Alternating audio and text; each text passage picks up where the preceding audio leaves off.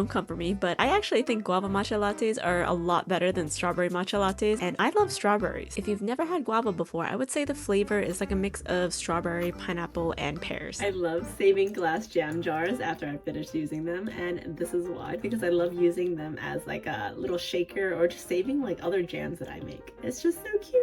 Especially this one, I just really like the shape of it. It's just like such a classic jam jar look. And today I'm going to use it to make a guava cream. And I'm going to show you how I do this without like using like those mixers and stuff because I'm feeling a little lazy. Here I have the heavy cream and I'm going to add in the guava paste and give it a little shake up. The guava is a little bit acidic, so it's going to help thicken it anyway. And shaking is going to agitate it and cause the cream to thicken up. And then I'm going to have some perfectly creamy guava cream on top of my matcha latte. Doesn't really take that long, just a few seconds, and look, ooh. Now I have my guava cream. Now we're gonna make the matcha latte part. I like to use an electric whisk for this part. To help cool down the matcha so the ice doesn't dilute the drink, I like to add in my milk first. I love icy drinks, so I did add a bunch of ice in here, also so I could hold the cold foam a little bit better.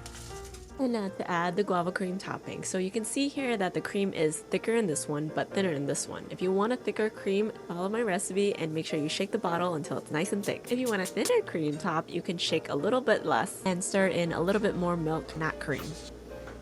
Follow Sparkle Cookery if you want to learn more about how baking is fun and approachable from me, a professionally trained pastry artist. Okay, bye!